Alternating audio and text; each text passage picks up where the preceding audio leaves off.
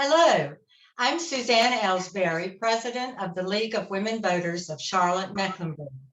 The month of February is dedicated to the celebration of Black history. This is a time for reflecting upon and honoring the all too often neglected vast history of the accomplishments and contributions of African American ancestors, iconic leaders, and living legends. In recognition of Black History Month, the League of Women Voters of Charlotte-Mecklenburg is presenting this video presentation featuring our guests, Fannie Flono and Terry White. These two distinguished women are spearheading the remarkable Save the Siloam School project, which will restore, preserve, and relocate the surviving relic of the Jim Crow era for schools for Black children. This project, linked to the local history of Black Americans, aligns with our celebration of Black History Month. And now we'll go to our guest. Ms. Flono is a League member, historian, retired associate editor with the Charlotte Observer, and trustee of the Charlotte Museum of History. Her 2006 book, Thriving in the Shadows, The Black Experience in Charlotte and Mecklenburg County, was inspired by her deep passion for history and informed by years of research for her popular columns. In July of 2022, Terry White was hired as president and CEO of the Charlotte Museum of History, located in Mecklenburg's oldest standing home. Formerly, Terry held positions with the Heinz History and the Carnegie Science Centers in Pittsburgh and the Smithsonian Institute of National Air and Space in Washington, D.C. In addition to her work at the museum, Terry's working on her doctorate at UNC Charlotte, focusing on the economic impact of diversity and inclusion in the workplace. A warm welcome to you both. We appreciate you taking your time from your busy schedules to be with us to commemorate Black History Month. And our first question goes to Ms. Flono. The Silver Star Community, Inc. began the original effort to save the Siloam School over 10 years ago. In 2019, you became chair of the Save Siloam School Project Partners Committee. Could you please tell us about the work you did, which resulted in raising $1.2 million to underwrite the effort? And if you would, mention some of the major supporters and contributors. Thank you, Suzanne. And thank you to the League of Women Voters for inviting us to talk about the Save the Siloam School project, a project that's very dear to my heart. I don't know how much you all know about the Siloam School, but it is a 100-year-old school that is one of the last standing schoolhouses for Black Mecklenburg County children in the county, and it has been on the National Register of Historic Places since 2007. And so we were delighted when the Silver Star Group, an African American group of community leaders who have been saving Rosenwald era schools for many, many years.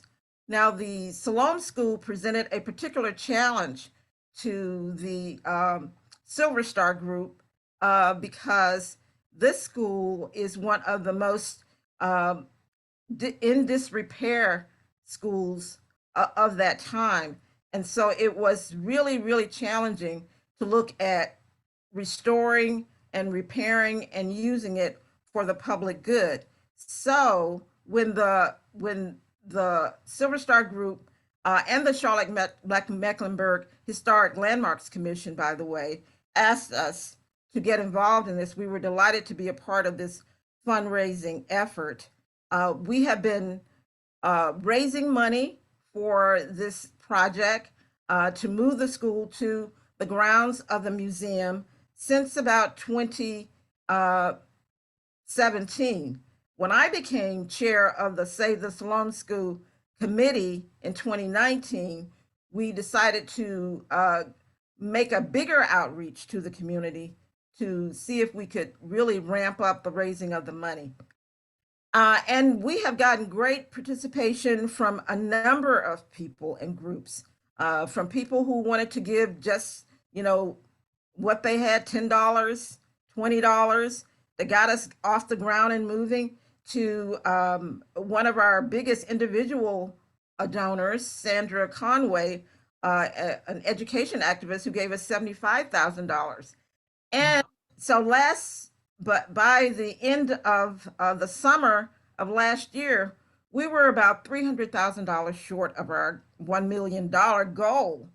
And we luckily got a grant from the Gambrell Foundation, a local philanthropic group, for $500,000 over 2 years.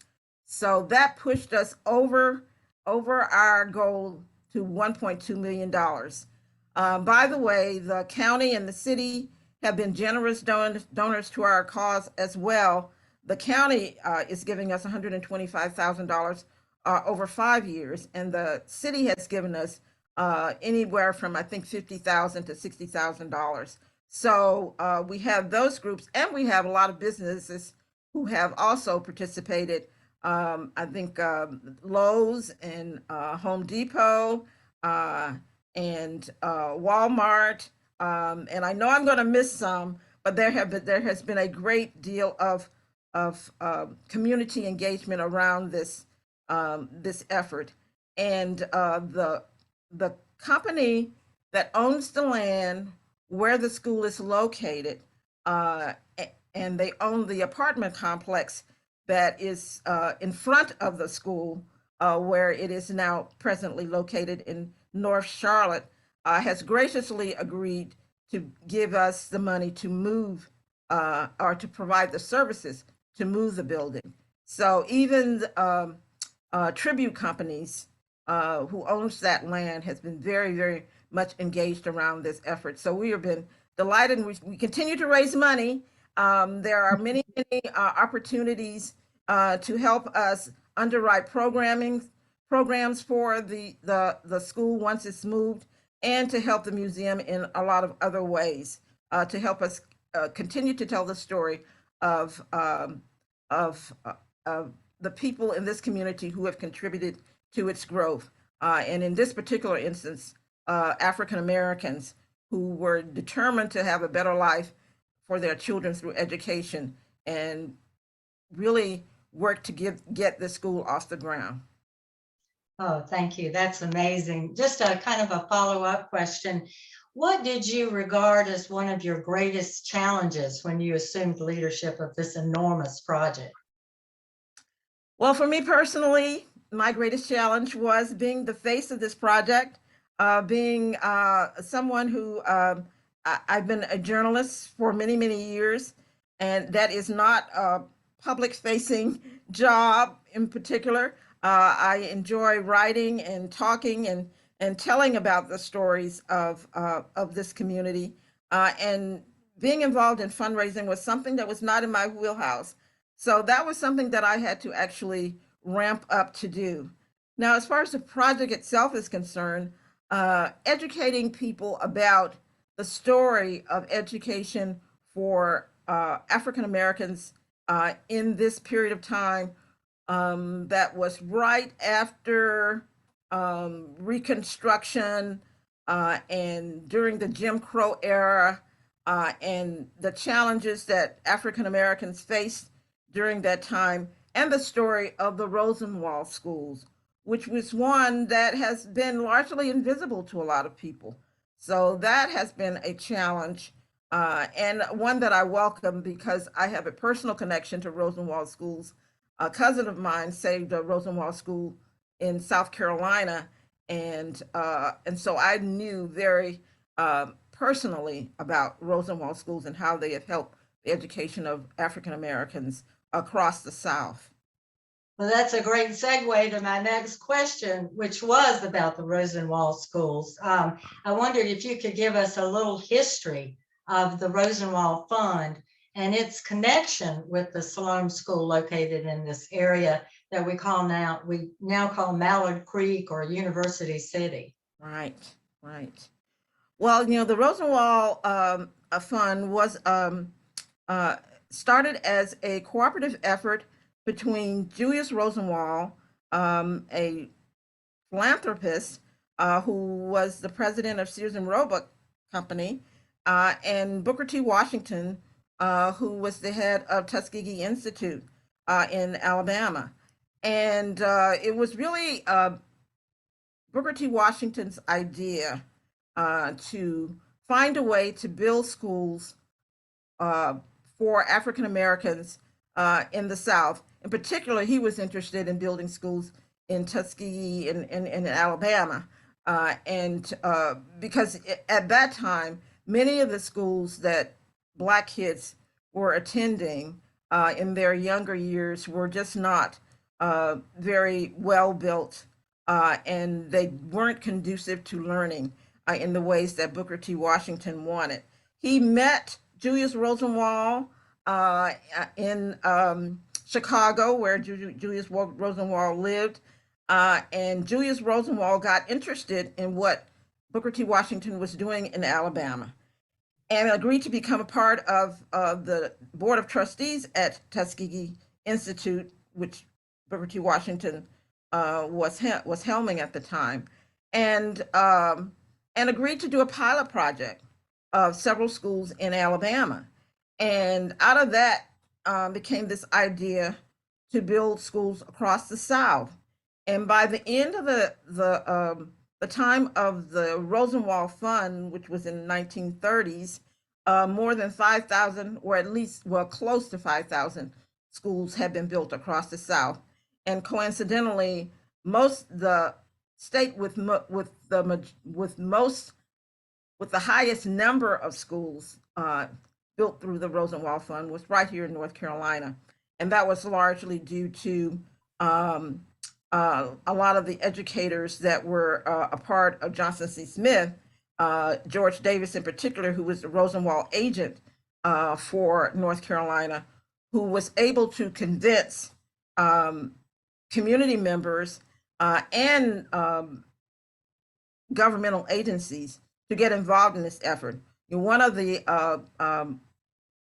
premises of the Rosenwald Fund was that both the community had to contribute and the government agencies that were overseeing the schools had to commit to providing some funding. So it was always a community effort to get these schools built. The Siloam School was an unusual aspect, I would say, of the Rosenwald process, because there is no indication that the Siloam School actually got money from the Rosenwald Fund. The Rosenwald Fund also contributed to the effort for all of these schools. But the Siloam School did use the architectural plans that were associated with Rosenwald schools. And if you ever see a Rosenwald schools, they're very distinctive looking. You can always tell what they are. I mean, they have these gabled fronts, they have these big windows, they have these cloak closets. I mean, they all have a similar design. And so the community around the Siloam School, the Black community, contributed most of the resources for the schools. The county did pay the teachers who taught at the school and did provide the land for the school. So there was that kind of a unified effort to have those schools built. Yes, so the Siloam School, it remains one of the few last standing Rosenwald era schools in the county. I think there may be about 5 or 6, and Terry can correct me on that are in this area, and maybe less than 50 across the state. I'm not really sure, but the Rosenwald schools have been on the endangered list by the National Registry of Historic Places, and so it is one of those things that across the nation um, uh, communities are trying to save. Thank you. You are a font of information, and it's really interesting. I did read something about the Siloam School that it had before it was used for other things. It had huge windows, and it for two purposes: to let in light and also heat, because there was no electricity in any of these schools, no heat. So yeah, it's Yes, amazing. yeah. I mean, those schools were built in a very particular way, and they were designed to take advantage of the light, because, as you said, no heat, no electricity. So the schools had to be able to provide, the kind of atmosphere that the kids needed to actually learn. Well, moving on to Terry, who's been so patiently waiting. This question is yours. The next stage of this project, which is to relocate the building to the grounds of the museum, is under your management. Could you describe how the relocation and restoration will be accomplished and the expected timeline, and any challenges that you envision for yourself? Absolutely. Well, again, thank you for inviting me to this talk. Fanny is, of course, I'm standing upon her shoulders and the work of so many other people before I was brought on board to the museum. But to that point, we are at this stage where it's time to move the school. We've been talking a while, and it's time to put the pedal to the metal. And so, as Fanny mentioned, Tribute Companies has agreed to donate the services to physically move the school. And what that will entail is, sorry guys, we'll need to shut down some streets to move these giant buildings. We've been told that the roof will need to be removed because the building is too tall to go underneath some of the highways and byways on the proposed route. But once it's here, by the time we get to the moving portion, we will have land cleared, a foundation set, and footings put in place for them to move the school and plop it right down on top of its new foundation. From there, it will be about an 18 to 24-month process to fully restore the school. As we saw in the photo, the school is in severe disrepair, and it's been used for a multitude of purposes. So between paid and donated labor and services, and along with historic accuracy, we're going to get the school back up to the way it would have looked the day it opened around 1924. And for both the move and the completion of the restoration, the museum definitely intends to have community events. I would say, as far as timeline, we were hoping to move the school as early as April, but we've had some snags. Everyone is still coming out of the post-COVID supply chain issue situation. So it will definitely be moved by September. That is a non-negotiable for us, simply because it shouldn't take this long to move the building. But it will be here by September, not restored, but at least physically on the property.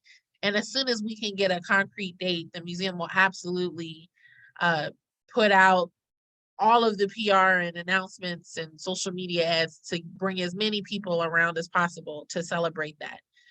As far as challenges, there are a lot of moving parts. So we have the historic piece, the architecture piece, the project management piece, the fiscal management side, because yes, we raised 1.2 million, but there are expenses that come along with this that the longer this takes us to complete, those numbers will continue to rise. So as Fanny said, we will graciously still accept donations towards this goal, even though we have our base amount of what we know it will cost.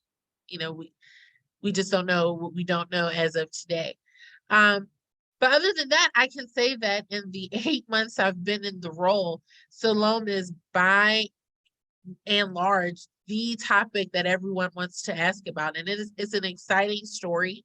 I think that it not only is an appropriate story to bring up at this time in our society, but it shows just how strong and resilient North Carolinians and Charlotteans in particular. I don't know if Mecklenburg County has a descriptor, but Mecklenburg County residents as well, just how resilient and dedicated to their communities and their future generations that they were able to get this funded and built, and that 100 years later, we are still supporting each other around this school. Hi, little friend. I'm sorry about this. No, it's fine. If I were at home, my two dogs would be singing you the song of their people as well. So, He's your star now. oh, he's adorable. But yeah, so that's where we are with everything, and you know, we are just as anxious as everyone else. The school will become the 5th historic structure that we are the stewards of, and we're excited to welcome it to the Charlotte Museum campus. Wow, that's just amazing. It's just so gratifying. Briefly, because we're running a little long on time, could you describe the ways in which the relocated school building will be utilized at the museum, and how specifically will it benefit and teach museum visitors about Black history? Absolutely. So once it is fully restored and safe for people to go inside, that's key for us. It will become a part of our standard museum tour. Currently, we take people through the Alexander Rock House, the oldest home in Mecklenburg County, the kitchen associated with the house, the barn, and the spring house. But we want to expand the story beyond colonial Charlotte and talk about everyone who has made Charlotte the city that we are in today. And although we do that through our exhibits and our in museum building programs, the Siloam School is going to be a tangible piece of evidence and proof that we are committed to diverse stories and telling complete stories and histories here at the museum. So when you go through the oldest home in Mecklenburg County and learn about that early history, you'll be able to physically move through time into a more recent part of our past. And then if we do our job right at the museum, come into the museum and get even more history of a more recent nature here. So that's that. But I think it is the fact that we have made such a huge commitment to this project. It is, as far as I can tell, the largest project the museum has undertaken since, you know, the Rock House itself was restored in the 1940s. So I think that that's one level of commitment. Additionally, the programs and exhibits that we do at the museum around Black history have already started to expand. We have our African American Heritage Day Festival. This is the 6th year of that program. The last 5 years, it has been one day. We've expanded it to a 3-day celebration. So you can come through Thursday and Friday evening and then still have the all-day event on Saturday. We've also incorporated a lot more Black institutions. North Carolina has the 2nd highest number of HBCUs of any other state. And we have 5 of them coming to speak to us about the importance of education at this year's festival. Additionally, we're working on exhibits and programs around lesser known Black history. The most recent one, and another project that's getting a lot of buzz, is a partnership with Opera Carolina, where we talk about the history of the National Negro Opera Company, the first and only commercially successful Black opera company in America, whose founder is from right here in the Piedmont. And so that story is, you can be from small town North Carolina and still have a massive impact on society and American culture. So again, I think Siloam is a physical testament to what we have internally committed ourselves to. And, you know, if you don't believe us, you can see the proof is in the pudding. We're doing everything we can to reach people where they are and educate about Charlotte and Piedmont region, Black history, so that everyone is represented equitably in our programming. I had a last question, and to both of you, you can just speak up.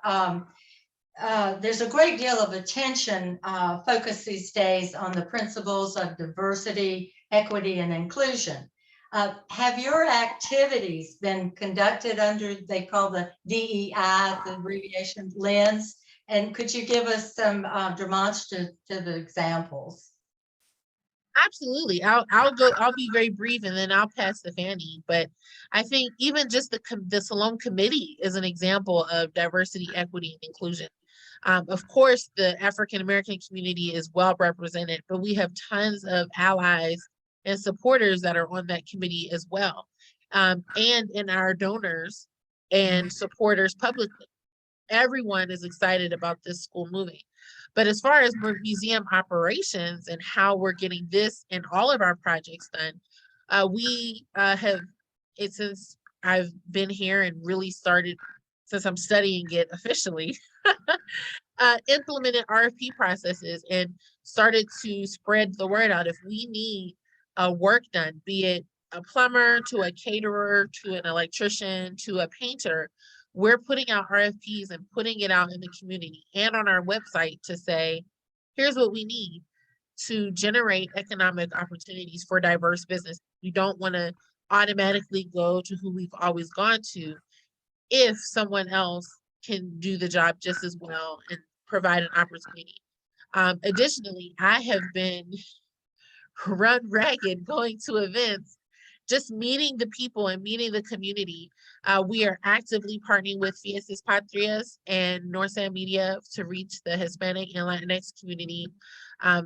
Just saw Dr. Chen today, president of the Carolinas Asian American Chamber of Commerce.